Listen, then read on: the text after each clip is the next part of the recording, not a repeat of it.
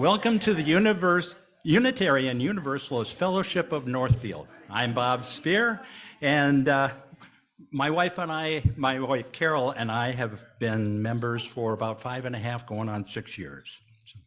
UUFN is an inclusive community that nurtures spiritual, intellectual growth and fosters ethical and social responsibility. If you are a visitor, either on-site or online, we're glad you're with us, and we invite you to stay after the service to get acquainted. We welcome your questions and look forward to getting to know you. First off, I do want to mention that the screens in the sanctuary are not working this morning. So I call your attention to some announcements in your order of service and weekly email. You'll find more information on the following. After the service today, Rachel Maxwell of Stewardship for Us presents her preliminary insights and recommendations for the next steps for UUFN. All are welcome to attend. You are invited to a conversation hosted by the CARE team, Remembering Mother, Gifts and Challenges, to be held on Monday, May 22nd in person at the UUFN from 1 until 2:30 p.m.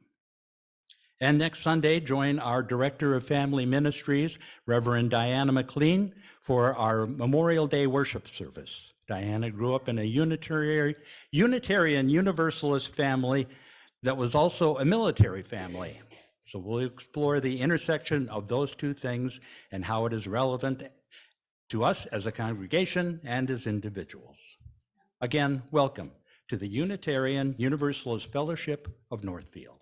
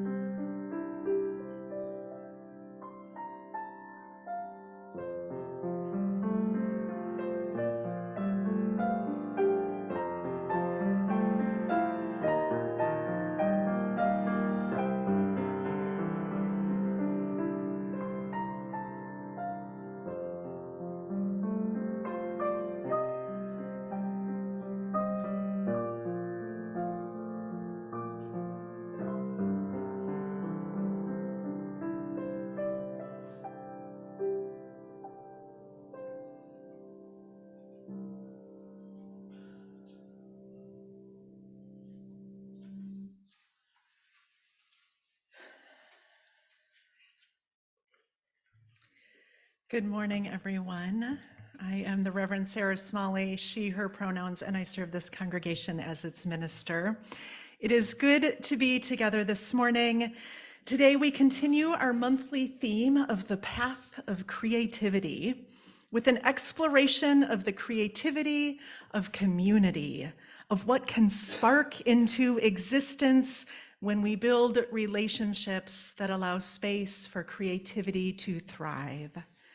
And so we begin our worship service today with these words from Reverend Laurel Mendez. Creation is messy. Creation is messy, inconvenient, and often uncooperative. Take a look at the cosmos. Go ahead, close your eyes and imagine the stars. When you do, forget the Franz Joseph Haydn's spacious firmament bit. His images are far too tidy.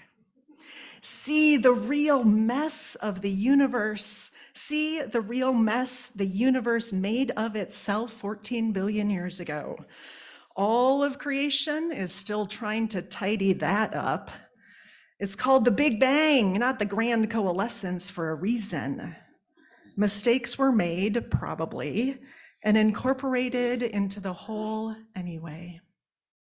And wonders never cease. Here we are, still muddling along 14 billion years after the fact.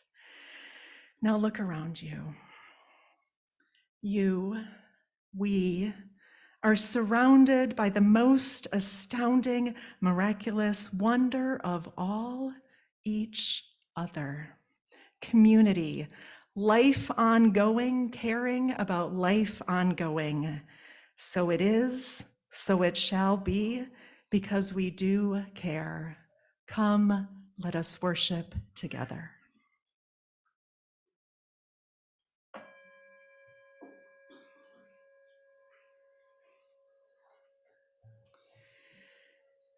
The flaming chalice is the symbol of Unitarian Universalism. Each Sunday when we gather, we bring this symbol to life together. Please join me in speaking the words for the lighting of the chalice as printed in your order of service or on screen if you're on Zoom. Let us open our eyes to see what is beautiful. Let us open our minds to learn what is true. Let us open our hearts to love one another. Our opening hymn today has a bonus verse that is not in the teal hymnal. We'll sing the first verse, and then the bonus verse, and then back to the first verse. The lyrics are printed on the insert in your order of service, or for those on Zoom on the screen. Please rise and body your spirit for our opening hymn, We Give Thanks.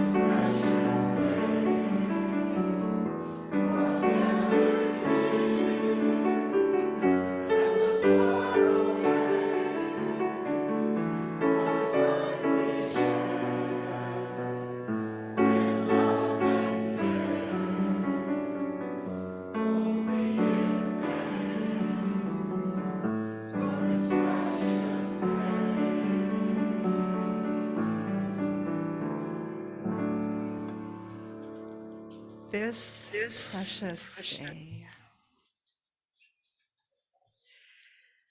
For centuries, families have brought their children to places of worship that they may be recognized and blessed.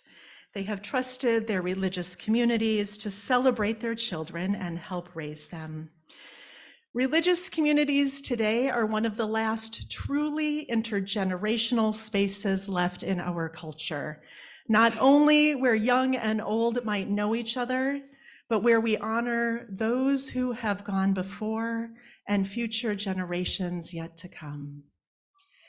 Infinities stretch behind us and before us, but today we gather in reverence for the mystery and miracle of this particular moment, and the mystery and miracle of this particular child who will be dedicated here today. This is not a baptism, for we do not believe in original sin, but it is a public occasion and not a private ceremony because it marks the fact that all of us have a responsibility for the next generation. Every child is entitled to be received by loving arms and guided with tender care in the path of truth and understanding. In turn, we adults are greatly blessed by our children, for they teach us to look at life with renewed wonder and curiosity. Through their example, we come to know more deeply the sacredness of one another and the holy that is all around us. In this child dedication ceremony today, we bless Nora and dedicate ourselves to her and to all children as we dream of the world dream of the lives that await them as they grow. Will the family please come forward, and also the handheld microphone? Thank you.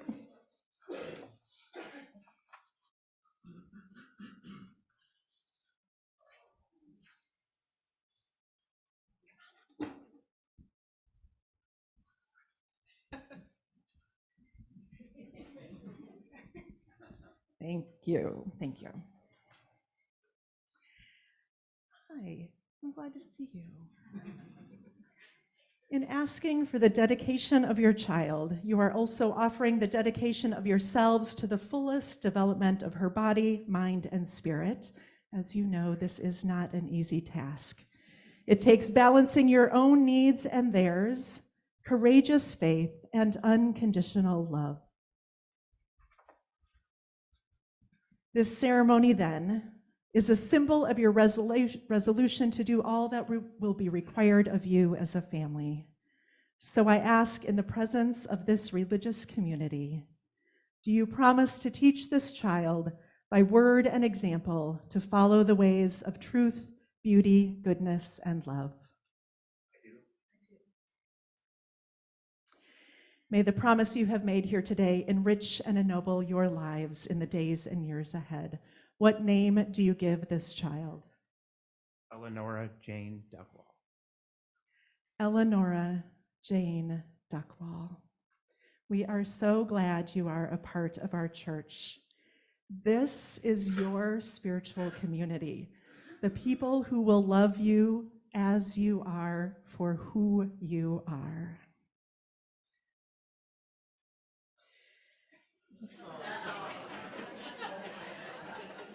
Water, the source of all life, is a symbol that connects us to all generations and to all life, and to the flow of the individual life we are each given.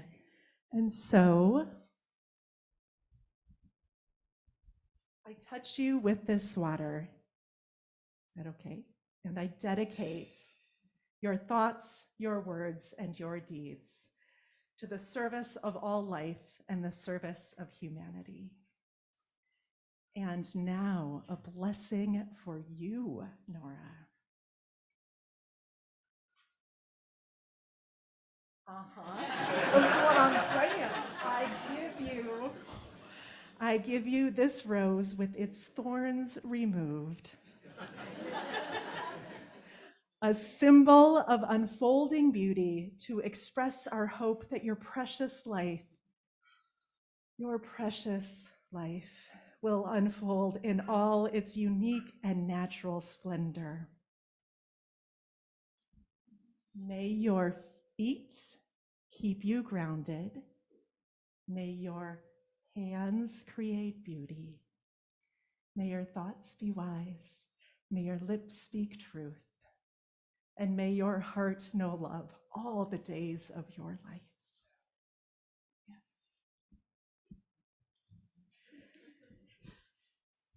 Blessings, Nora. Now it is time for the promises of the congregation as a whole. You may remain seated as we join in the act of dedication printed in your order of service and on the screen. It is our faith that each child born is one more Redeemer. By this service of dedication, we commit ourselves to the nurture of this child. Are you ready to dedicate yourselves to this child? We are prepared. We dedicate our minds and hearts to this child and to their family. Will you strive to love and cherish her in times of struggle as well as gladness? We will love and cherish them always. We acknowledge the divine spark within each child. May we be worthy guardians of this young life. May we build a community in which she will grow old, surrounded by beauty, embraced by love, and cradled in the arms of peace. May our dreams for this child come true. May we all fulfill the promises we made today. May this child always be loved, and may all children always be loved. Dear ones, it is with great joy that I present to you a blessing to all of us, a joy to all who may meet her, and a gift to the world, Eleonora Jane Duckwall.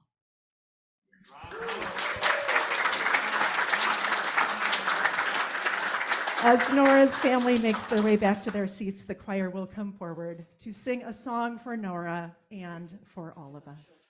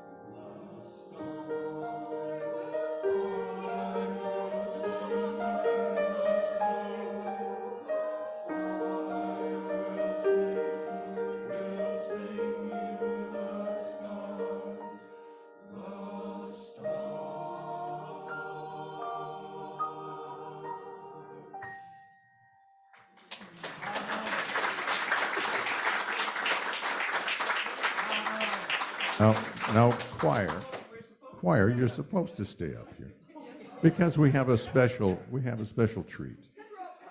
There's a certain person here who has worked. Let's try not to kill her. A certain person here who has led this choir for 20 years.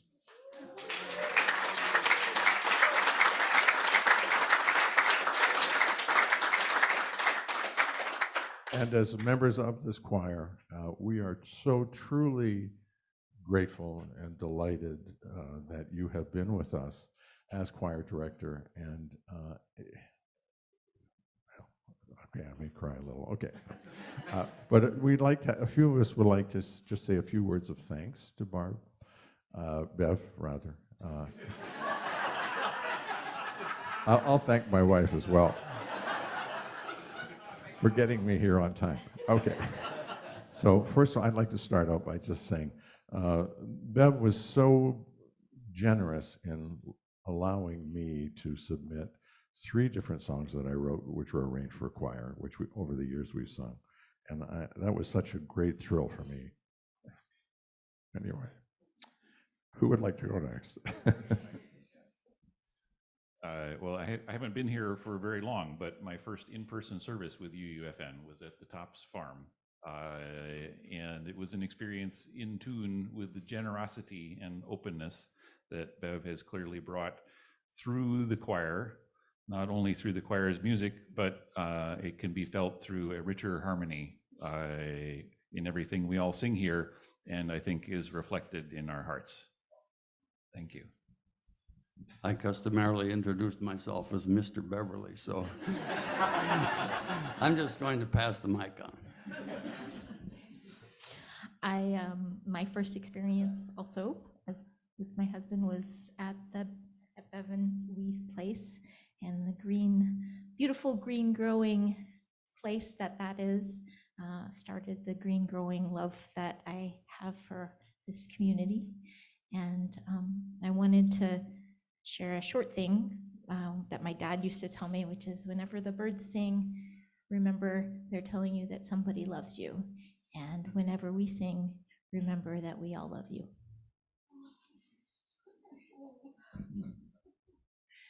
Bev, Madam Director, thank you so much for your kindness, your devotion, and your true patience. You've helped me make my wildest dreams come true. Singing and laughing with our amazing little choir has truly restored my soul. And you encourage me to sing a little louder in crescendo with a fuller voice. And I thank you so much for that. I've only been here a little while, Bev, but I've certainly enjoyed being here in the choir with you. Thank you. Oh, boy. I want to speak more about Bev as a person than a music director. You know, it was she, and you can all blame her for this, she and her husband, who so graciously invited us to this community and sat down with us after the first service. And I'm sure we're not the first persons you have brought into this community with us. And for that, Susie and I are both so thankful. But you know, your fun and your personality and your acceptance and love of everybody is just so apparent. And thank you so much. I wrote mine out because I thought I talked too long. So I thought this was the simplest way to say what I wanted to say. So some 20 years ago, Bev decided the UUFN needed a choir, so she started one. Here's a vignette of my experience at Wednesday night choir. Now, we are a loud bunch, so Bev settles us down, gets us warmed up, sort of. Then her genius kicks in. Madame Director, as Lee calls her, keeps the basses, especially one particular bass, in line, helps the tenors count the beats, sings along to strengthen the alto, me, who can't really keep the beat, and then nods with a smile of encouragement at the sopranos, who almost always do things just fine. Since she can sing low as well as high, she sings along to help a section out. All of this seemingly effortlessly, while simultaneously keeping us on track with the sheet music, listening to the piano so we get it right. And if there's no pianist, she plays and directs and sings all at the same time.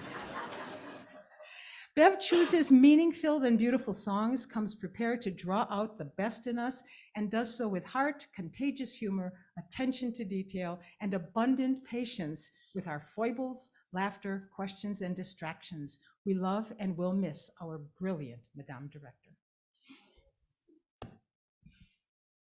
Well, when you come up last, everybody said it all. And I could talk days about you, Bev. In my 20s, I got nodes on my vocal cords and I had to give up my music, or I chose to, after 6 months of silence. And it left a big hole in my life, and it left a bigger hole in my spirit. And then some 40 years later, we came to hear the fellowship. And one of the things I was impressed with was the little choir. And it was truly people who were serious about their music. And that impressed me, and I thought, dare I? And dare I tiptoe out of my silence? But you made it possible. You know, you were patient, tolerant, tenacious. And it's always, you know, your generous spirit, your love of music, and your love of the people of this fellowship that just has been amazing to me. So, my dear, thank you from my heart, for myself, and for all of us, for all that you've given us.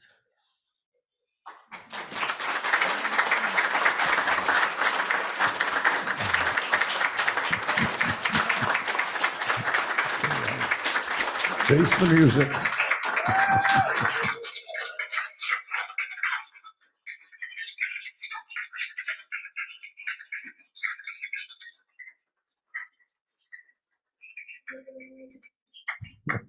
You get the impression we all love you very much. And here's something on my left. Here, what's this? Oh, thank you. Thank you all so much. This is a joyful day. Joyful. The comment was, then how come we're all crying? No, Bev.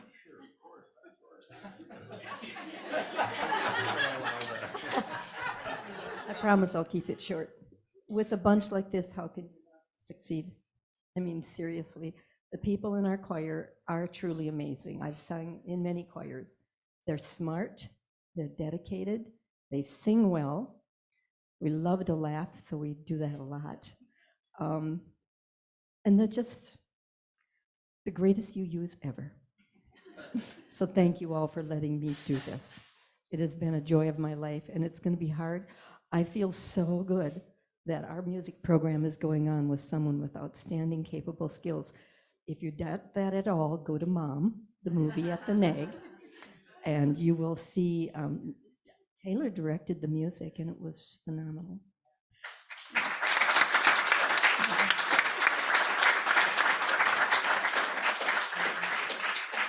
We are lucky to have her, and the choir will be in good hands. And I'm going to give it my best shot to sing with them. So you haven't seen the last of me. Thank you, thank you.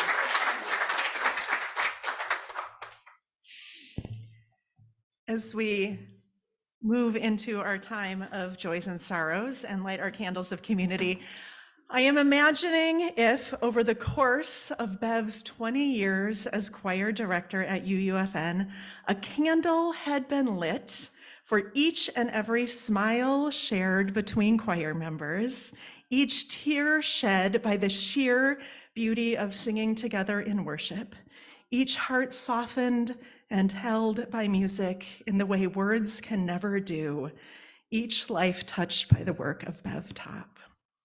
We would need blocks full of fireproof warehouses to capture the light of Bev's legacy. Thank you, Bev. And now I invite us all to take an unhurried breath.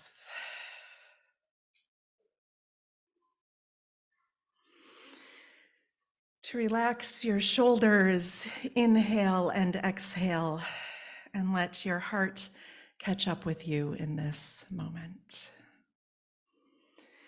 Rest in the embrace of a wider love.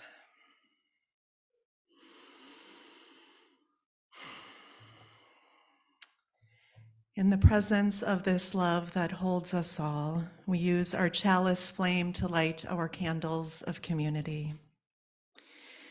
We light our first candle as a blessing for the wider world.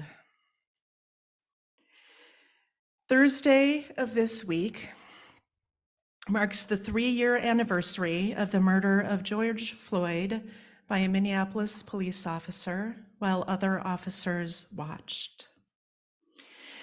That was such an intense time with the fear of those early days of the pandemic and the holy rage of a racial justice uprising.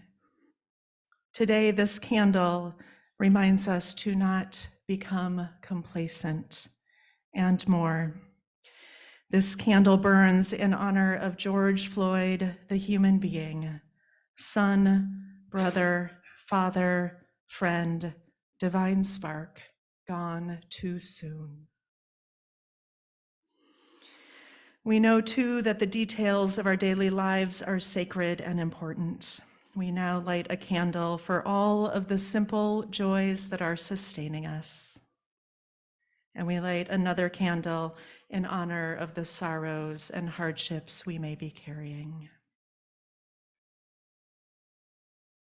Candle in honor of the joys and sorrows we carry in our hearts, but that have not been spoken out loud. And we move into a time of silence. May the truth of your heart be reflected in these flames.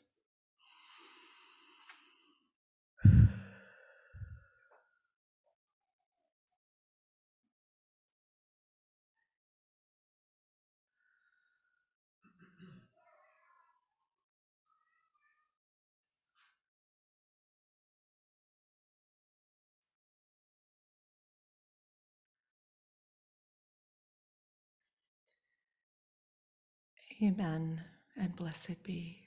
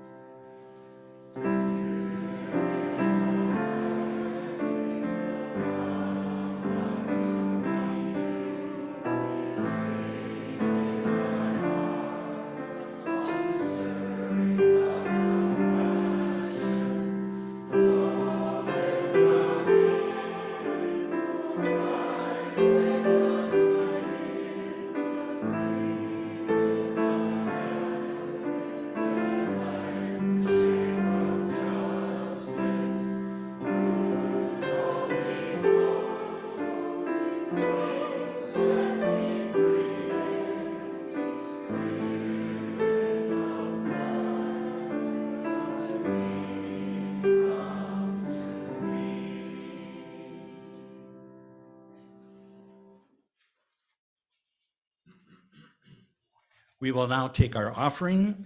Our offering is one way that we make our care for the world tangible. This month, our Share of the Plate recipient is Planned Parenthood. Planned Parenthood is dedicated to comprehensive reproductive health care for all ages and genders. Our Unitarian faith holds central the inherent worth and dignity of all people, which includes a belief in the sacredness of all bodies and the importance of self-determination and human agency. Tangible financial support of Planned Parenthood is one way we put this value into action.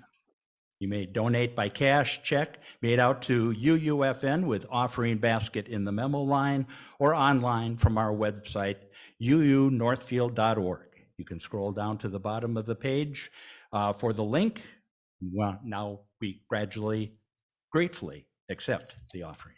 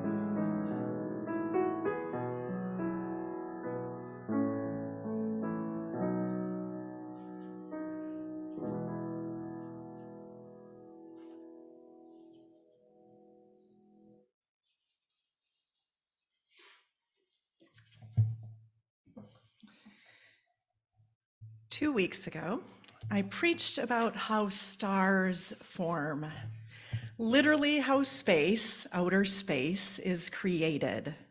Elements chaotically float through space until a few of them begin organizing. In fact, the root of the word cosmos means order. The act of creation is to make order out of chaos.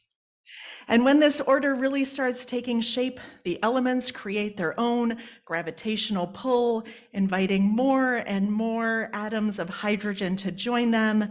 And when the elements become sufficiently organized, helium is created and the star sparks to life. Throughout the star's life, this burning energy pushes outward as gravity pulls things inward, and it is this balance of forces of connecting inward and shining outward that makes a star a star. As I asked in my sermon last time, what about us, stars? How do we as a community balance the forces of connecting inward and shining outward?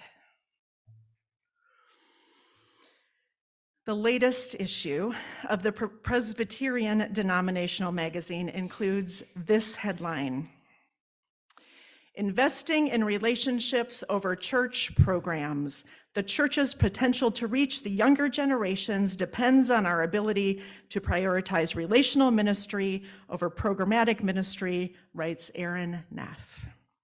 This article states, data shows that younger generations are becoming increasingly disinterested in institutional religion, the spiritual but not religious demographic. I sometimes hear pastors or other church leaders offer their opinions about the interests and values of young people. The next generation is all about mission. The next generation wants contemporary worship, music. The next generation cares most about social justice. The next generation wants a young pastor. The next generation needs to get something out of church if they're going to come. Sometimes these opinions are supported by research and sometimes not. At the end of the day, however, none of these opinions matter if they lead us towards a program-driven response. In other words, says Aaron Ness, I think we're fooling ourselves if we believe that a young pastor, a contemporary worship band, or a robust social justice mission program is going to attract young people to start coming into our church building. Why would they want to come to church to hear a band when they can already go hear their favorite musician live in concert? Why would they want to come to church to participate in a social justice mission project when they already volunteer for a different nonprofit whose mission is closely aligned with their specific values? From my perspective, the church's potential to reach younger generations depends on our ability to prioritize relational ministry over programmatic ministry. Programmatic ministry seeks to attract people to an event that usually happens in our building. Relational ministry seeks to build relationships with people regardless of location. It seeks to know the real struggles, joys, and questions of another. Our theology is different, but I think Aaron Ness is on to something here, and I think it's good news for UUFN. Creating space, both cosmically and spiritually, begins in relationship. The life of a star, the life of a community, the future of religion begins in relationship, and that is our strength here. Theologian Henry Nelson Wyman calls this kind of sacred, life-giving relationship creative interchange.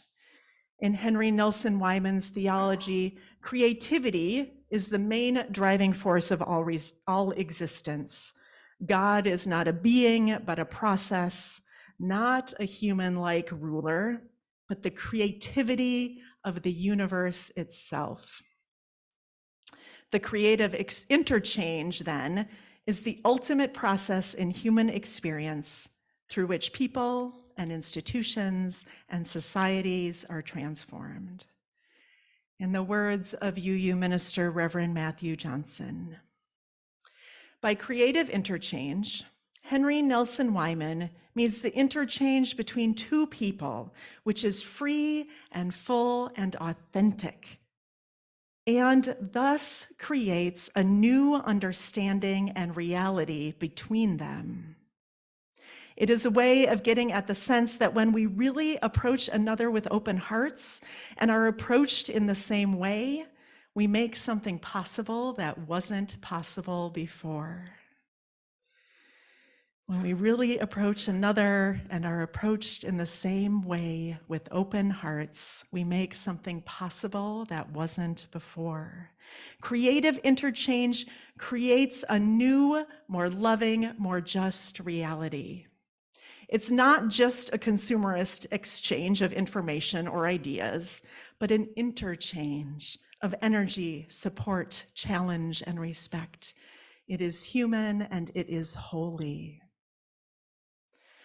Let us open our hearts to love one another, we say each week as our chalice lighting, intentionally inviting the possibility of this kind of holy moment, this creativity exchange. And it's complicated because we're human. Creative interchange doesn't just magically happen. In fact, Wyman considered them rare and something to be practiced. Hydrogen atoms can float around in space for eons without becoming a star.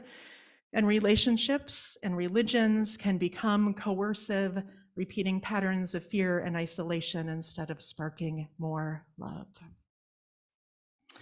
A specific example about worship and the complexities of what it means to create space for creative interchange in a religious community such as this. A colleague of mine who has given me permission to tell this story, but who I will keep anonymous because it could be a story from literally any congregation, tells of this experience, quote, "This past Sunday, I asked those gathered in worship to write down topics or issues they want to hear about in the pulpit, as well as ideas for events and projects we can take on together. Nestled in heaping piles of suggestions representing so many people and so many wants and needs were both of these." Zoom folks can see this picture. What you would be seeing are two note cards, yellow pieces of paper, two different handwritings layered on top of one another. The first reads, "I want to hear about feminist theology at the pulpit with an intersectional lens." And the other reads, "Keep it positive and not political, please." My colleague continues, these direct contradictions, these fundamental disagreements, these two pieces of paper representing two different people in two different places in their lives who are both beloved members of this church. If this doesn't describe congregational life, then I don't know what does. Feminist theology with an intersectional approach And keep it positive and not political, please. Is there room for both? Should there be room for both? In the first, I hear a longing for liberation, a longing to hear clearly and without hesitation that a different way is possible, that current systems of oppression do not need to confine our future, and that what I should be preaching about and what we should be talking about is spiritual liberation for us and for all. And what I hear in the second, keep it positive and not political, please, is in many ways really privileged. It must be nice to not worry about laws restricting abortion access or transgender bathroom access or voting rights access. And it must be nice to think these restrictions somehow don't also cause spiritual violence.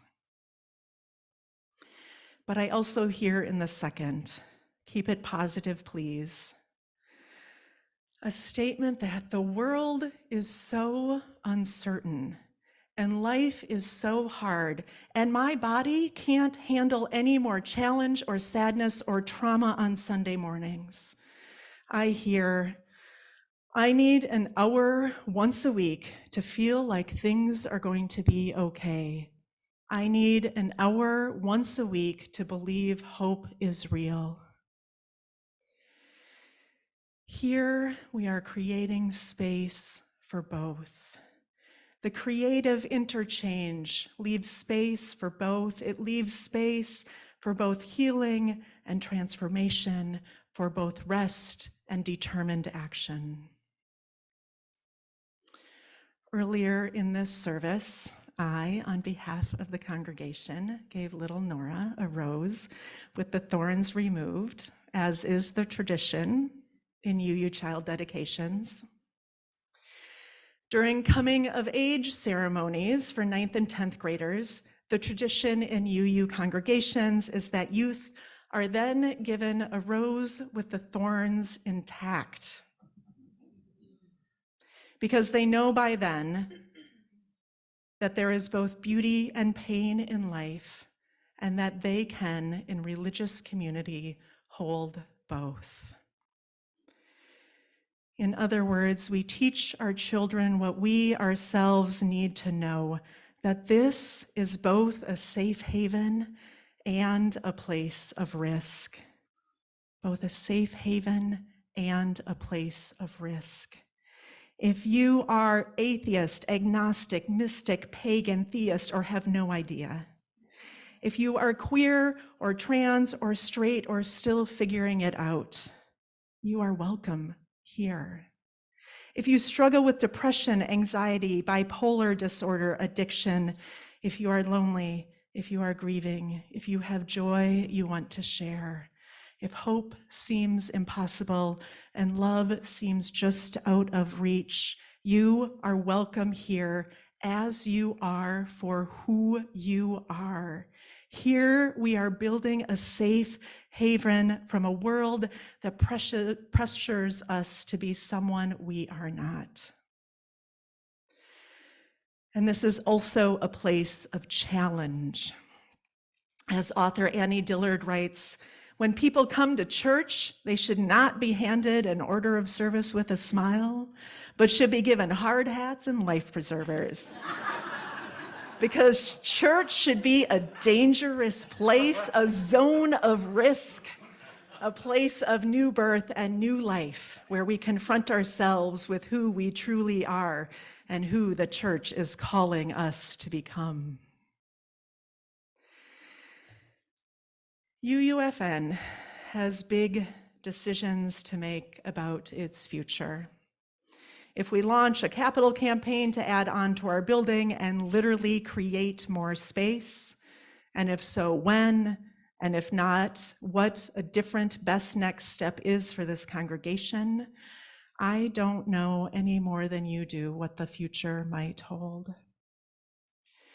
But I do know that every time we show up here, every time we engage in a creative interchange with each other, every time we offer both a place of sanctuary and of risk, we create space spiritually.